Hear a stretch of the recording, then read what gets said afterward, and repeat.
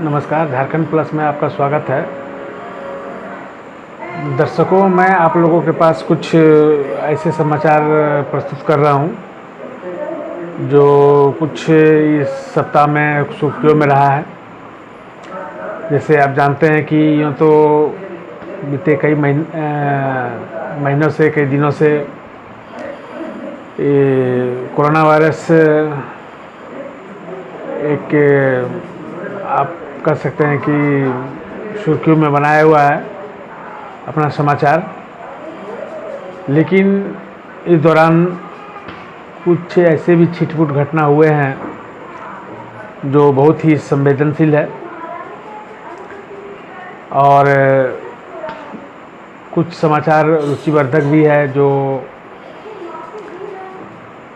Corona virus के लिए है। जैसा कि आप जानते हैं कि भारत सरकार एक आरोग्य सेतु ऐप लॉन्च किए हैं और इस दौरान भारत सरकार द्वारा लॉन्च किया गया ऐप कोरोना वायरस के लिए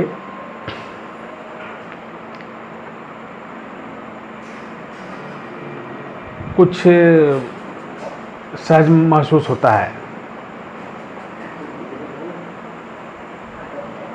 ये आप कह सकते हैं कि सरकार जो है, सरकार के साधन की कमी हो या वो खोज नहीं पा रही है, सरकार के पास पर्याप्त साधन ना हो, तो एक टेक्निकली एक हेल्प लिया जा रहा है। लेना भी स्वाभाविक है कि आज हम 21वीं सदी में हैं, एडवांस एज में हैं, लेकिन अपनी कमियों को, अगर बेसिक की कमी को छिपाने के लिए हम टेक्नोलॉजी का सहारा लेते हैं। लाचारी भी है, हमारे पास कोई मेडिसिन नहीं है, हमारे पास कोई वैक्सीन नहीं है। तो इस संदर्भ में एक आरोग्य सेतु ऐप का लॉन्चिंग हुआ है जो प्ले स्टोर से, गूगल प्ले स्टोर से आप डाउनलोड कर सकते हैं और डाउनलोड करने के बाद इसे इंस्टॉल कीजिए अपने मोबाइल में। और इस मोबाइल में इंस्टॉल करेंगे तो आपका कोरोना वायरस के लिए आपको इन्फॉर्मेशन देता रहेगा। आपके इर्द गिर्द अगर कोई संक्रमित व्यक्ति हैं उसके बारे में इन्फॉर्मेशन देगा। आप सही हैं तो आपके उसके बारे में इन्फॉर्मेशन देगा। और कहीं जा रहे हैं, अगर कहीं संक्रमण वाला एरिया है, क्षेत्र है, तो उसका भी इंडिकेशन उसके थ्रू मिलता है। आप अपने खुद का चेकिंग कर सकते हैं, उसमें एनालिसिस कर सकते हैं कि आपको वो सिम्टम्स हैं या नहीं। तो आपको बताया जाएगा उसको आपके ऐप से कि आप सही हैं या संक्रमित हैं, तो उसका भी इंडिकेशन आपको इस ऐप से मिलेगा। मैं सोचता हूँ कि यह कुछ अच्छा ऐप है। अगर सहायक होती है इसमें तो बहुत बड़ी बात है। लेकिन कुछ सूत्रों से पता चला है कि इंडिया में जो कोरोना वायरस है उसका लक्षण महसूस नहीं होता है, उसका कोई सिम्टम्स नहीं है, उसके बावजूद भी वो उस आदमी में कोरोना वायरस निकलता है। तो ये साधारण सा उसका जो सिम्टम्स है, सर्दी, बुखार, खांसी, तो ये सोच के कोरोना वायरस है नहीं हो सकता है। इसके अनेकों सिस्टम्स हैं, अनेकों प्रकार से हैं और ये अफेक्ट्स करते हैं लोगों को। ये बहुत ही खतरनाक चीज़ है, बहुत ही सेंसिटिव चीज़ है और लोगों को प्रिकॉशन ही एक सही रास्ता दिखता है और अपनाना होगा अगर कोरोना वायरस से बचना है तो। अन्यथा बहुत बड़ी परेशानी का सामना करना पड़ सकता है। ये आंकड़े कोरोना वायरस का दिन प्रतिदिन हमारे देशों में बढ़ते जा रहे हैं मौतों की संख्या बढ़ रही है। तो ये बहुत ही चिंतनीय विषय है। यूँ तो 20 अप्रैल से सरकार द्वारा कुछ क्षेत्रों में, कुछ जगहों पे लॉकडाउन 2 का ये भंग किया गया कुछ सेवा क्षेत्रों के लिए, लेकिन फिर भी यह जो है पर्याप्त नहीं है।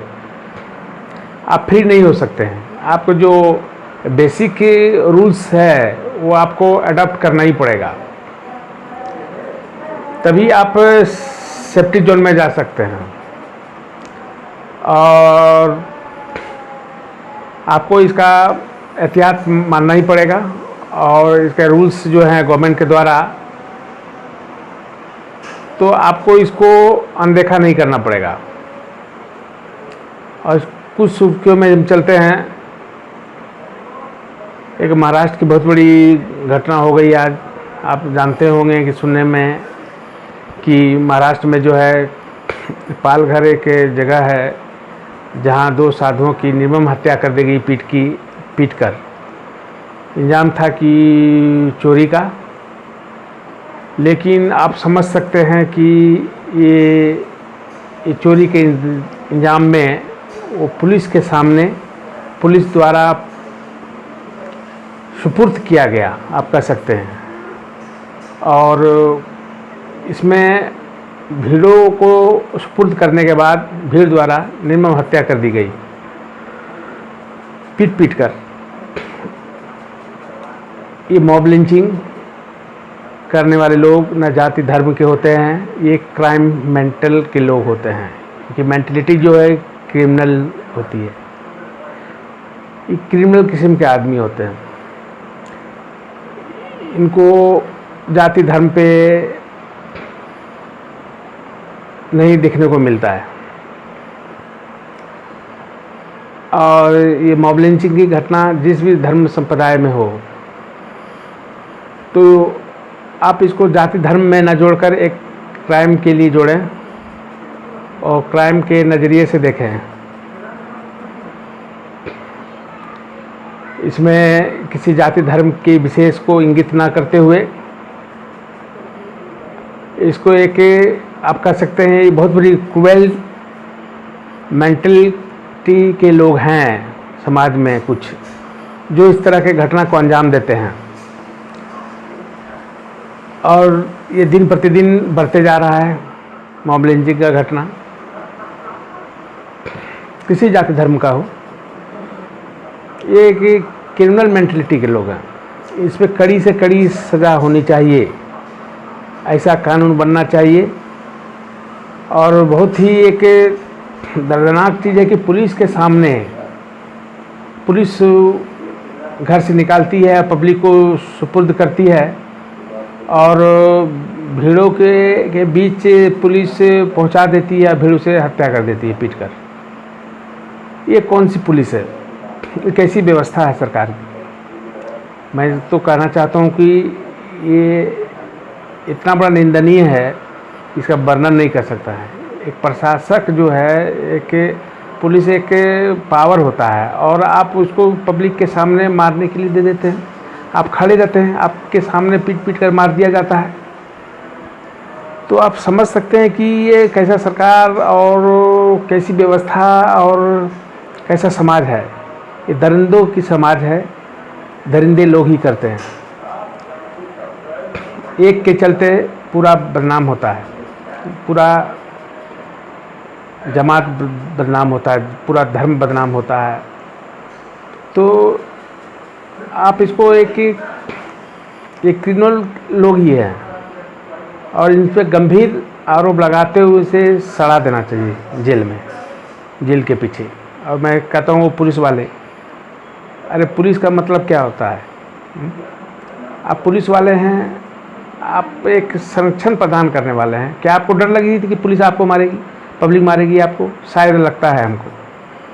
पुलिस भी डर गए होंगे उतने मॉब को देखते हुए। 100-200 के आदमी के बीच में 2 पुलिस और 2 चोर। तो पुलिस समझा कि चोर को ही सपुर्द कर दे, नहीं तो हमको भी पिटाई लगेगी। तो इस ढंग के मेंटेलिटी हैं। आप समझ सकते हैं कि ये पूरा जो है ये टोटली एक क्रिमिनल जोन है। ये क्राइम्स के लोग ही ऐसे करते हैं, जिस पार्टी के किसी धर्म से हो। अगर कोई पॉलिटिकल पार्टी है तो उस पर कड़ी से कड़ी सज़ा होनी चाहिए इसके। अगर वो राजनीतिक मुद्दा देना चाहता है, इसके लिए देश के साथ, देश की भावनाओं के साथ खिलवाड़ करना चाहता है इस एवज में, तो उसे कड़ी से कड़ी सज़ा मिलनी चाहिए।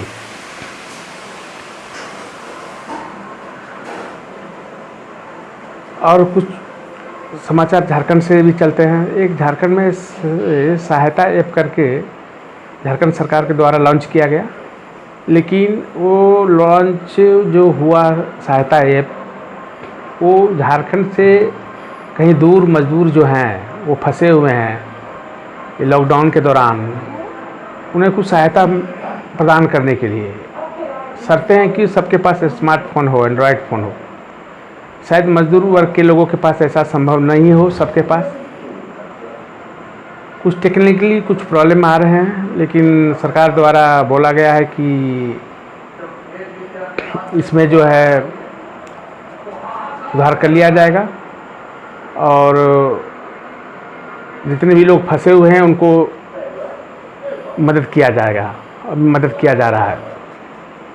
और जितने भी मजदूर हैं, मजदूर भाई हैं, देश के किसी भी कोने में झारखंड सरकार के संपर्क में रहें और उसका फ़ायदा उठावें। क्षेत्रीय आप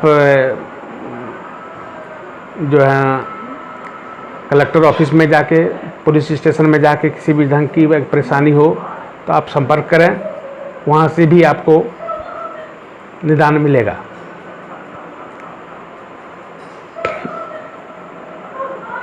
और झारखंड में भी कोरोना वायरस जो है बढ़ते जा रहा है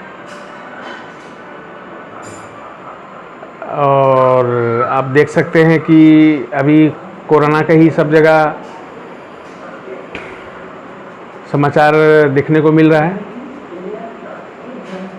और मैं आशा करता हूँ कुछ अगर आपको अच्छा लगा होगा ये वीडियो तो आप शेयर कीजिएगा और चैनल को सब्सक्राइब कीजिएगा, ताकि हम आपको कुछ ऐसे मुद्दे से अवगत कराते रहें और रूबरू आपको सही और सटीक जानकारी देते रहें।